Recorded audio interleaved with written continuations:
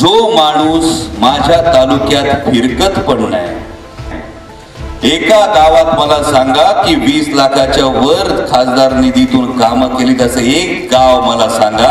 असं कुठलंही काम नसताना तुम्हाला सगळ्यांना गृहीत धरून जर एखादा माणूस सांगत असेल चौकार मारणार, तर त्याला आता सांगायची वेळ आलीये, दादा चौकार बेवकार विसरून जा, चारी मुंड्या चित केल्याशिवाय राहणार नाही. समोरच्या उमेदवारानं मला आव्हान दिलंय, चौकार विवकार काय नाही, तुम्हाला काढून टाकेल, ही भाषा त्यांची. तुम्हाला संपवेल, तुम्हाला नेस्तनाबूत करेल, तुमचा कडेलोट करेल, अशा प्रकारची नाटकी भाषा आता सुरुवात झालेली आहे.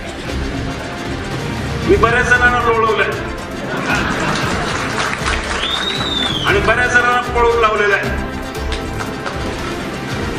त्यामुळे मी निधड्या छातीचा मराठा आहे.